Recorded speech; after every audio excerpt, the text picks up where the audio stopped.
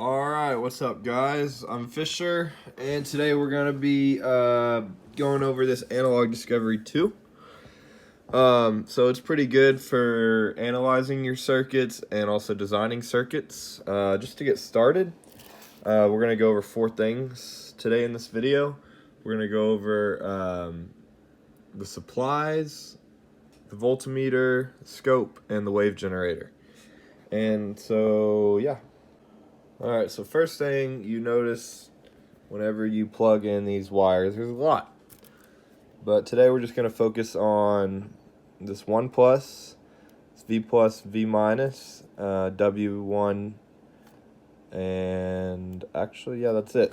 Alright, so we're going to go over voltage supply first. And so this red wire is the V plus, which basically is the positive terminal of your supply. And this white wire right here is your V minus, which basically is your ground. Alright, and I'm going to plug them into this breadboard right here. And so this yellow wire, oh, it fell off. Yellow wire is connected to the red.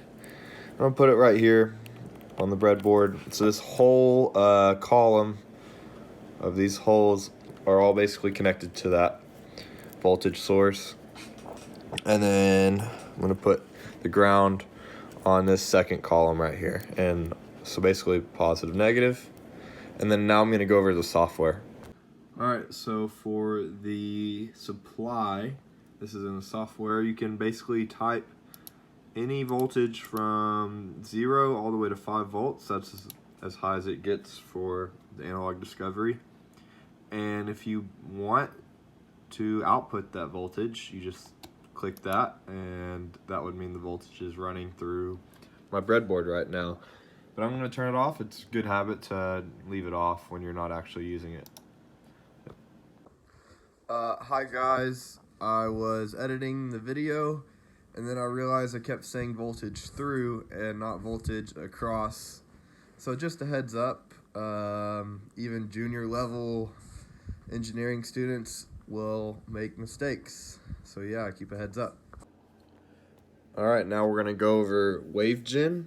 And so basically the setup I do on here is I move the wire that I had on the circuit from V plus and move it to W1. So this device can output 2 different wave functions.